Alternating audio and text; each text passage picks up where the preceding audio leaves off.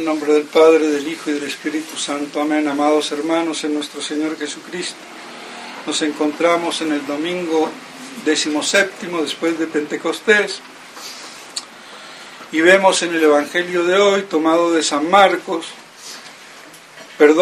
Mateo, cómo reunidos ahí los fariseos con nuestro Señor, aprovecha uno que era doctor, legisperito de la ley,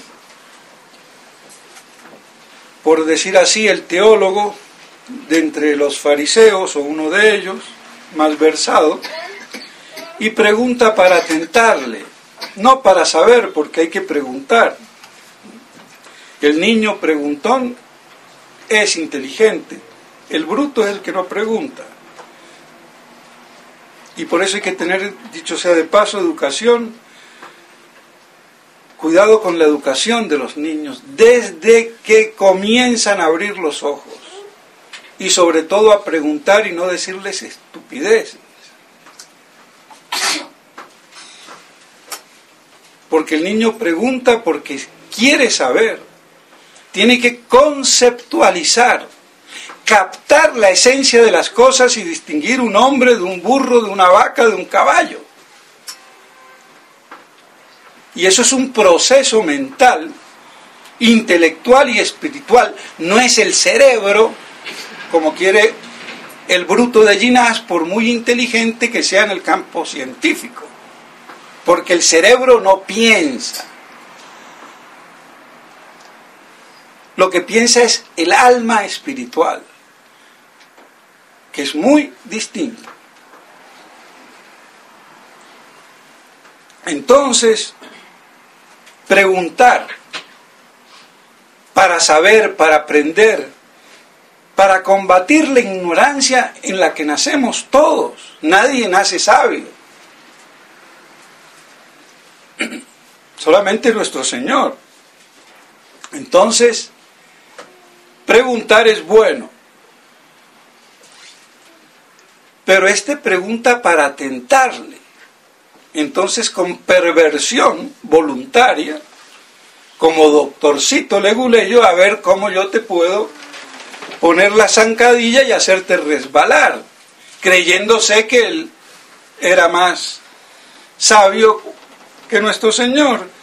Y nuestro Señor le responde directa y sencillamente, sin decir ni cuestionar nada, que el mayor y principal mandamiento es amar a Dios con todo el corazón, el alma y la mente o el entendimiento. Es decir, con todo el alma, los afectos, con todo el corazón, los afectos, con todo el alma, con voluntad y entendimiento, que son las potencias por excelencia del alma espiritual, y con la mente o entendimiento, los pensamientos. Entonces, ese es el primero y fundamental. Y el otro, que es como un colorario, y está íntimamente relacionado, amar al prójimo como a ti mismo. No más que a ti mismo, pero como a ti mismo, como una parte de ti. Si yo me quiero a mí mismo, no le voy a pegar a la mano o al pie, o me voy a arrancar una oreja.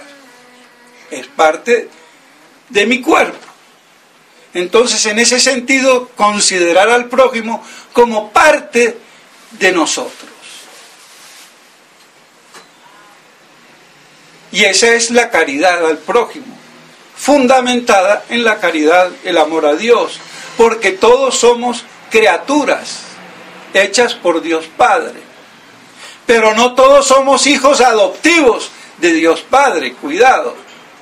Porque aquí tenemos también la epístola que nos dice, un solo Dios, un solo bautismo, una sola fe, esperanza. Un Dios Padre de todos, sí, como creador.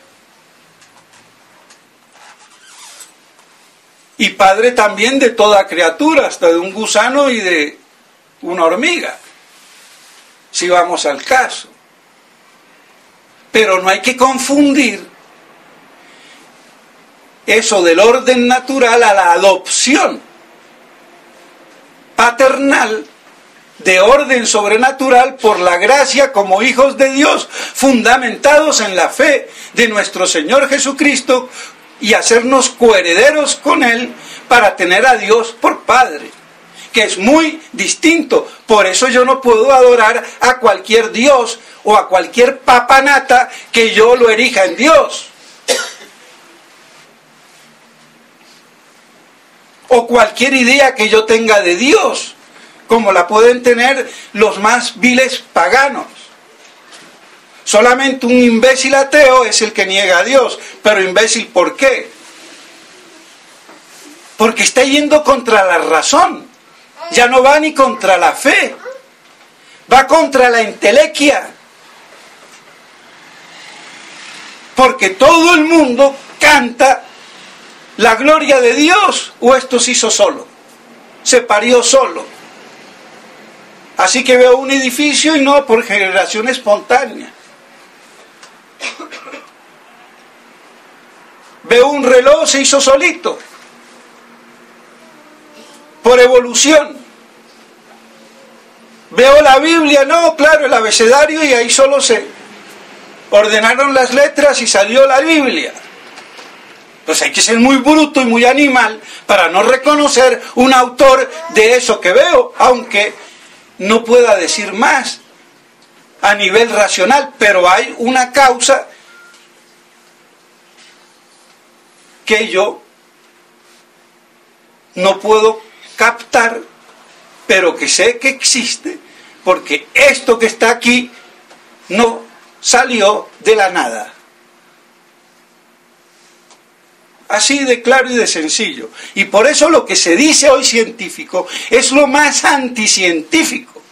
Porque la ciencia es el conocimiento cierto por las causas. Si yo no tengo un conocimiento por las causas, no conozco. Y por eso los médicos de hoy son malos. Y son más bien técnicos. Como un buen plomero. Pero aquí ya no se trata, o fontanero, de tubería de agua, o electricista de tubería de electricidad, sino, por ejemplo, de arterias y venas y el corazón. Pero el buen médico es el que conoce la enfermedad por las causas, dada la sintomatología. Pero hoy no hay sintomatología de nada. 20.000 exámenes para no saber por dónde andan los exámenes. Son nada más para descartar la posibilidad. Pero el médico que sabe no necesita, simplemente para tener una mayor seguridad de lo que él ya ve en su sintomatología y en el conocimiento de la enfermedad por los efectos que da, saber cuál es la causa. Está clarito, pero así es. Todo al revés. Pero bueno, entonces vemos cómo a Dios hay que por lo menos racionalmente aceptarlo. Y los paganos no eran ateos. Y por eso el ateísmo es una imbecilidad. No digo el hombre ateo como persona, sino su pensamiento, su idea. Y encima que la quiera imponer. Pero eso también es difícil distinguir. Pero bueno, entonces, amar a Dios con todo el corazón, es decir, con todo el afecto, el cariño, con toda el alma, con toda la inteligencia, es decir, y la voluntad, porque somos seres racionales, no somos brutos. El bruto no puede amar y conocer a Dios. Ni los perros ni los caballos. Lo aman cumpliendo instintivamente su función, pero no hay un entendimiento. De ahí la superioridad, entonces, del alma espiritual, que conoce y ama. Y con la mente, el entendimiento, con los pensamientos. Porque el pensamiento hay que tenerlo primero puesto en Dios y en las cosas de Dios. Y así amar al prójimo, como parte nuestra, como una prolongación, ya que somos todos de la misma naturaleza. Pero desgraciadamente no todos somos hijos adoptivos por la gracia de inhabitación del Espíritu Santo, porque no todos aceptan al Dios uno y trino verdadero. Entonces yo no puedo creer en cualquier Dios o decir como Francisquito, Papa, Nata, perdónenme la irreverencia, pero más irreverente es él, que se aguante.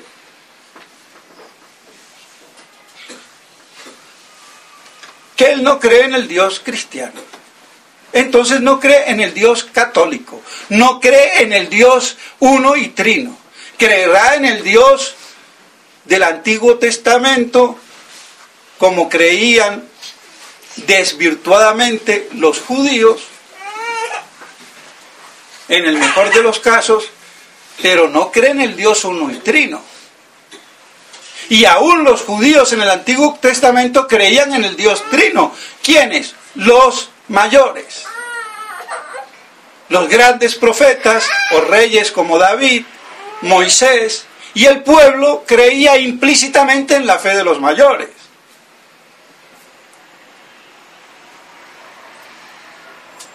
Entonces yo no puedo creer en cualquier Dios, sino en el Dios que se revela y me dice cómo es, porque yo no puedo saber qué es Dios en su esencia, ni saber qué es si no se revela, si no se manifiesta. Lo sumo que existe, sí, pero de ahí, de todo el despliegue de cómo es Dios, yo puedo saber cómo es la casa del palacio del presidente o del rey, pero si no me invitan adentro, no conozco la casa. Sí, sé que está ahí, bueno, pero cómo es por dentro. Algo parecido entonces. Y así vemos cómo en estos 2 mandamientos se resume los 10 mandamientos y toda la ley y los profetas. Y hasta se resumirían en uno solo, en el amor a Dios, el primer mandamiento. Y todo fluye de ahí. Y amar a Dios sobre todas las cosas es amarlo en mi vida concreta como el sumo bien y fin último de mi vida y de mi existencia. Y no como algo paliativo que me sirve cuando me conviene, me olvido cuando me conviene, sino como el principio y fin de la vida y mi propia existencia. Y el no tenerlo a Dios como fin último es el pecado mortal.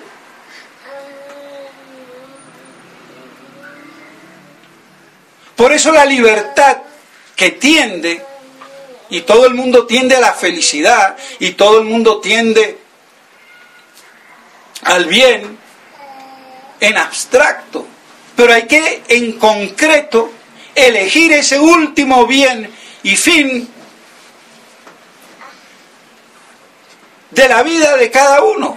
Y ahí es donde se elige en concreto el bien último, cosa que el falsa o el mal llamada escuela tomista no ha sabido explicar. Y por eso el padre Castellani y el padre Fabro, porque yo no hablo de mí mismo, ponderan a Kierkegaard.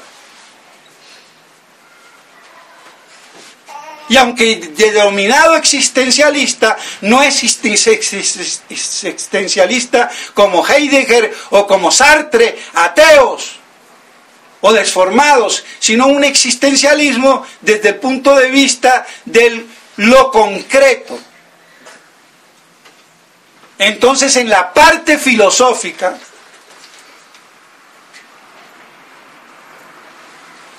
descubrir esa faceta que estaba mal explicada aún dentro de la escuela tomista, o mejor dicho, en la mal llamada escuela tomista, que es mejor llamarla cayetano-vainesiana. Por si me sale algún curita leguleyo, como el doctorcito este, a ver qué le pasa. Pues bien, entonces esa elección libre de Dios como el último fin y único de mi vida.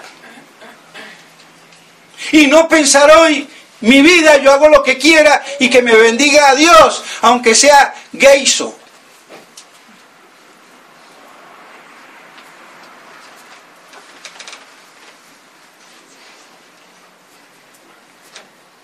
Entonces, ahí está la importancia del primer mandamiento. Y así entonces nuestro Señor, por si fuera poco, aprovecha, bueno, ya me preguntaron, les contesté, y a ver qué decís, quién es el Cristo, el Mesías, el ungido, que eso quiere decir Cristo. Así que a nuestro Señor le gusta retrucar, como los payadores medievales, o los payadores que ha habido en todos los pueblos, como al son del guitarreo o de lo que fuera, se van contraponiendo a ver quién tiene mejor o más sabiduría o comprensión de las cosas. Y entonces, ¿quién es el Cristo? Calladitos, no saben responderle. ¿Cómo es que David le dice Señor si el Mesías iba a ser hijo de David? ¿Cómo le va a decir Señor? Si es hijo, no es Señor, y si es Señor, no es hijo.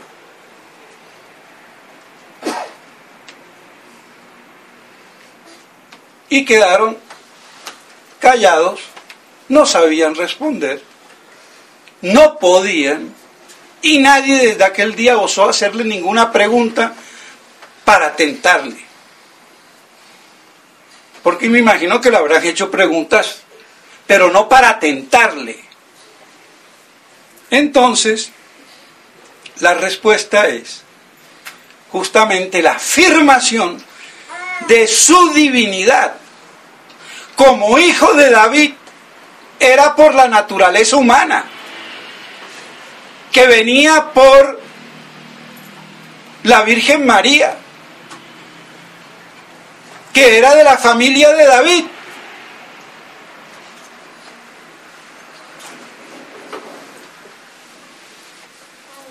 Entonces, como hombre, era hijo. ¿Pero por qué le dice Señor? Porque ya como Dios, como naturaleza divina, ya no procede de David, de la genealogía de David carnal. Procede justamente de la procesión eterna del Verbo.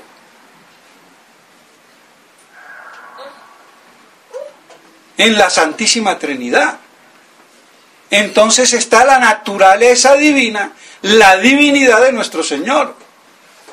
Entonces le dice Señor como Dios y le dice Hijo como hombre.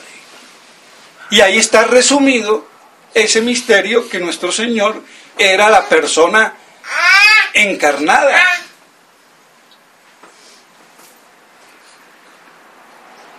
Que es uno de los grandes misterios de la religión católica y que presupone la Santísima Trinidad, porque si no hay un Dios trino, no puede haber un verbo que se encarne, porque el Padre no se encarnó, se pudo haber encarnado, el Espíritu Santo no se encarnó, se pudo haber encarnado, o los tres, pero Santo Tomás explica que convenía que fuera el Hijo. Y las razones no las voy a explicar porque si no aquí nos alargamos. Y entonces así, nuestro Señor con esta inocente pregunta, por decirlo así, estaba manifestando su divinidad confesada por el rey David. Entonces hay una manifestación clara de la divinidad de nuestro Señor Jesucristo.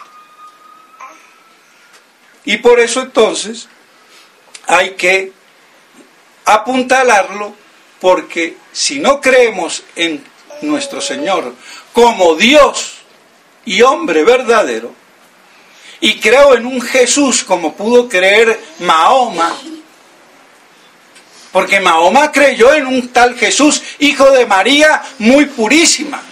Ojo.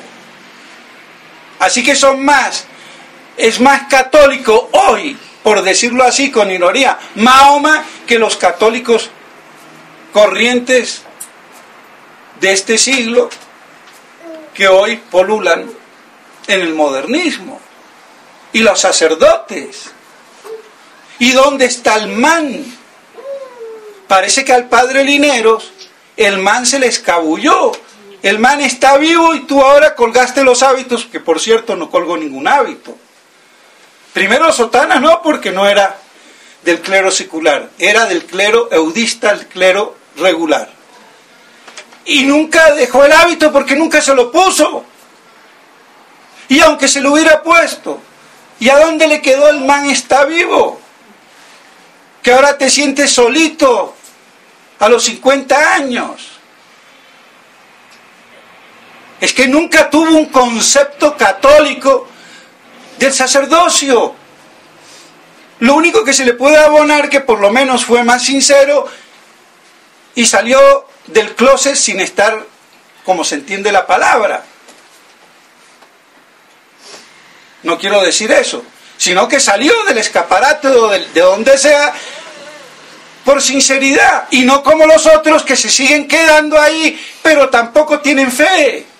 Son pastores protestantes medio sacramentales, porque dicen la misa simbólicamente.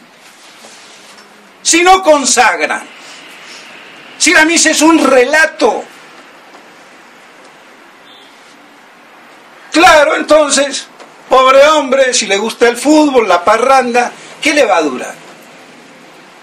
Y mejor que se salga y lo diga, pero a ver si la gente se le cae del catre, pero no, porque la gente quiere ese tipo de religión mundana para poder juntarse y rejuntarse, para poder ser gays o si se le da la gana, para poder planificar, mal llamado planificar.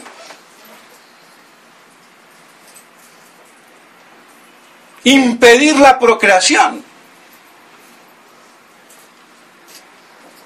Y poder así vivir tranquilamente con ese Dios buenito de mi imaginación, al que no le debo casi nada.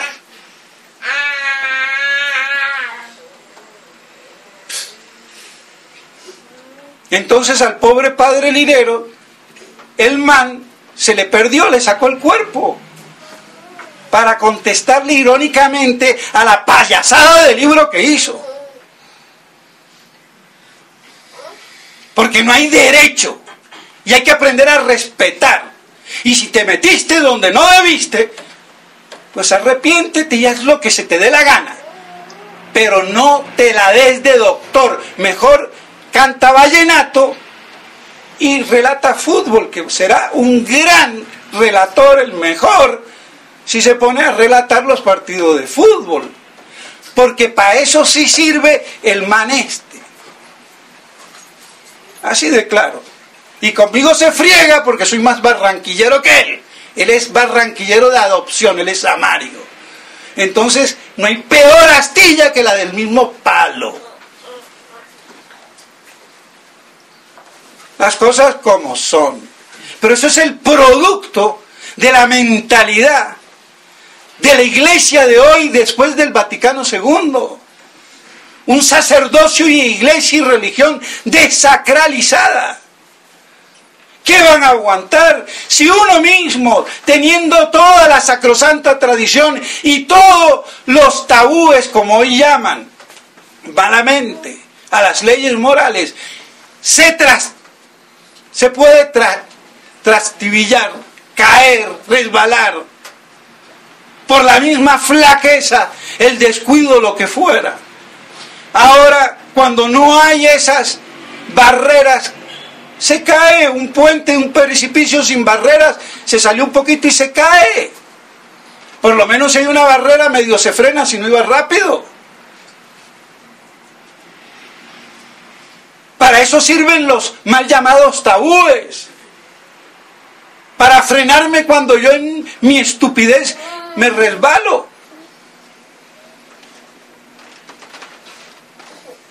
Pero bueno, así estamos, así es la cuestión.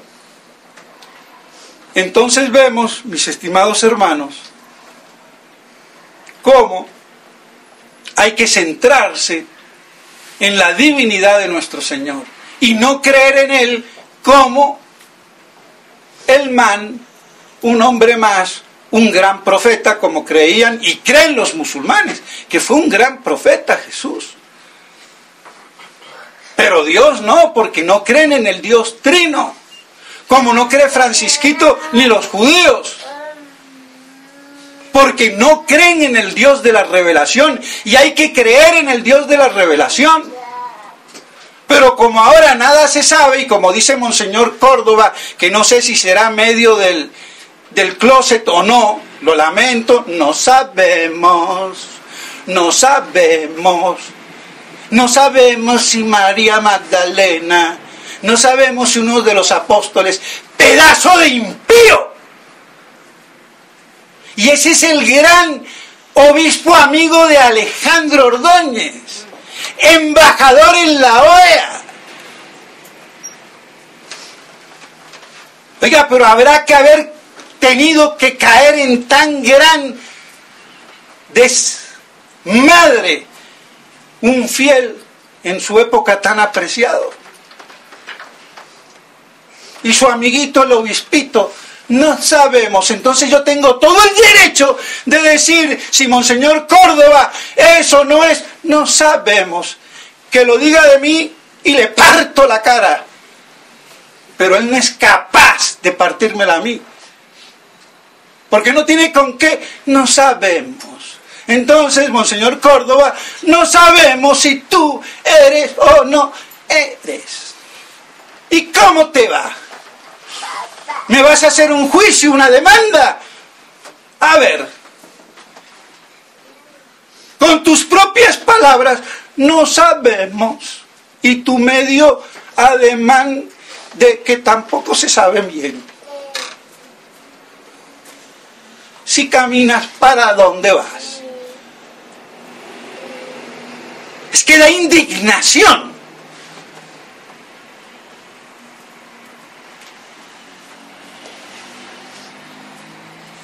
Pues bien, que todo esto nos sirva para que tengamos cuidado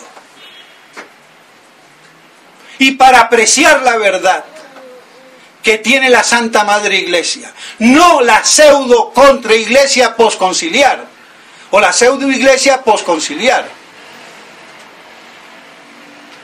sinagoga de Satanás o iglesia del anticristo, que ya reina en Roma. No sé, el Dios católico, yo no creo en el Dios católico, creo en Jesús, sí, como maestro. Y bueno, eso me lo puede decir un musulmán, un judío y hasta un pagano.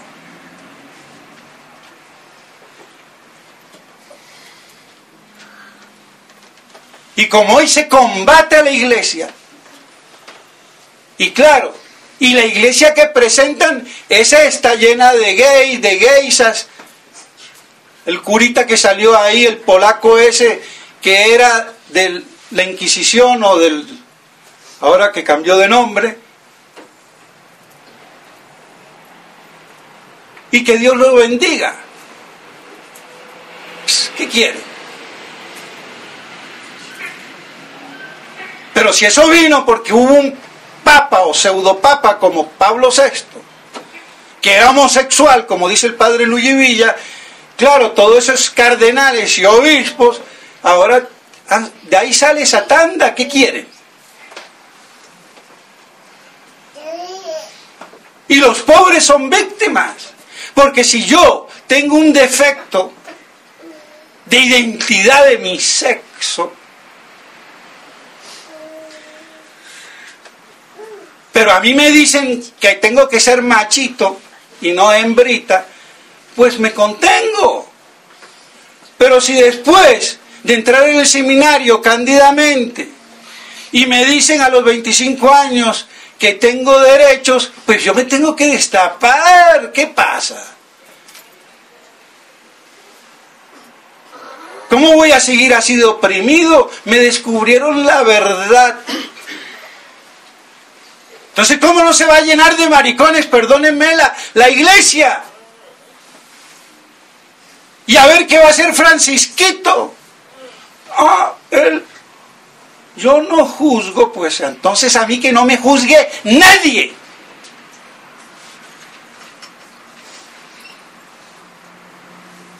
Y menos un eclesiástico por todo lo que yo diga o barbaridades que se me dé la gana de decir. Por desbocado, por decirlo así que sea.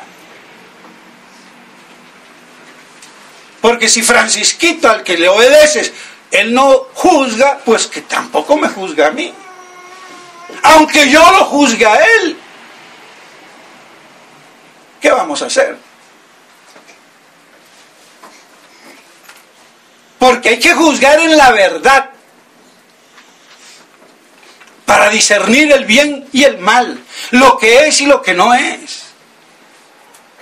Y es del sabio ordenar, y para ordenar yo tengo que juzgar. Esto es aquí, esto es allá, esto es así, esto no es así. Pues bien, entonces, mis estimados hermanos, y ya me alargué, que estas cosas nos ayuden. Porque podemos tener los mismos problemas dentro de la tradición, y los hay. Porque hay que decirlo. Los mariconcitos no son solamente artículo del supermercado de la nueva iglesia, también de la tradición y de la fraternité. Así que, ojo.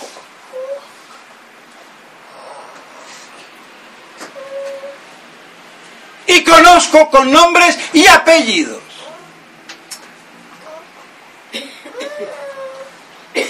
Pero esto lo digo no para insultar a nadie, porque no me interesa insultar a nadie, aunque hable mal de alguien, no es para insultarlo, es para acicatearlo y que reflexione,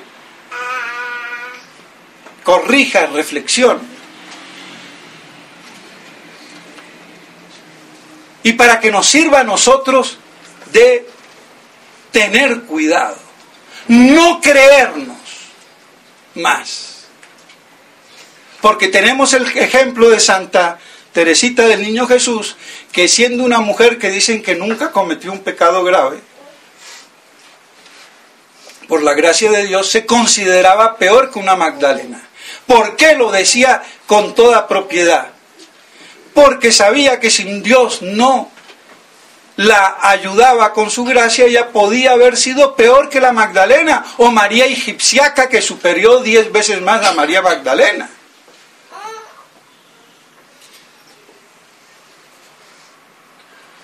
Pero bueno, entonces, mis estimados hermanos, que amemos a Dios sobre todas las cosas y al prójimo como a nosotros mismos. En nombre del Padre, del Hijo y del Espíritu Santo. Amén.